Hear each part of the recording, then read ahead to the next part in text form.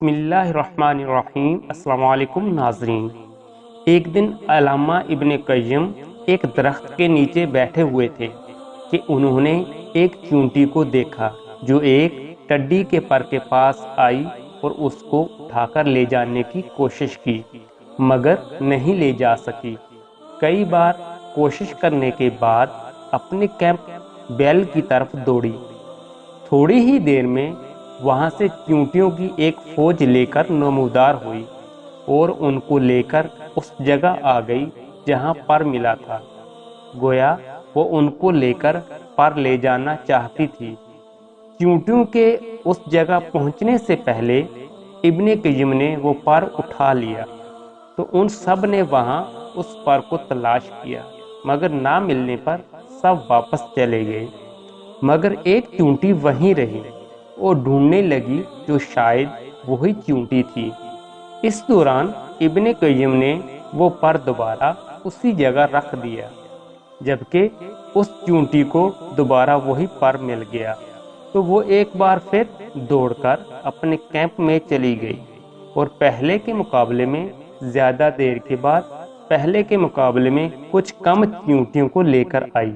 گویا زیادہ تر نے اس کی بات کا یقین نہیں کیا۔ اس بار بھی جب وہ ان کو لے کر اس جگہ کے قریب پہنچی تو علامہ نے وہ پر پھر اٹھا لیا اور سب نے اس کو دوبارہ کافی دیر تک تلاش کیا، مگر نہ ملنے پر سب واپس چلے گئے اور حسب معمول ایک ہی چونٹی وہاں اس پر کو ڈھونڈتی رہی۔ اس دوران علامہ نے ایک بار پھر وہی پر اسی جگہ رکھ دیا تو وہی چونٹی نے اس کو ڈھونڈ لیا اور اپنے کیمپ کی طرف ایک بار پھر دوڑ کر گئی، مگر اس بار کافی دیر کے بعد صرف 7 چونٹیوں کو لے کر آئی۔ تب ابن قیم نے اس پر کو پھر اٹھا لیا اور چونٹیوں نے کافی دیر تک پر کو تلاش کیا اور نہ ملنے پر غصے سے اسی چونٹی پر حملہ آور ہوئی اور اس کو ٹکڑے ٹکڑے کر کے رکھ دیا۔ گویا وہ جھوٹ بولنے پر اس سے ناراض ہو گئی تھی۔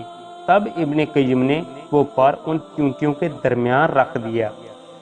جو ہی ان کو وہ پر ملا، سارے پھر اس مردہ چونٹی کے پاس جمع ہو گئے۔ گویا وہ سب افسردہ اور شرمندہ تھے کہ انہوں نے اس بے گناہ کو قتل کیا۔ ابن قیم کہتے ہیں کہ یہ سب دیکھ کر مجھے بہت افسوس ہوا اور میں نے جا کر یہ واقعہ ابو العباس ابن تیمیہ رحمہ اللہ کو بتایا۔ انہوں نے کہا اللہ تجھے معاف کرے، ایسا کیوں کیا؟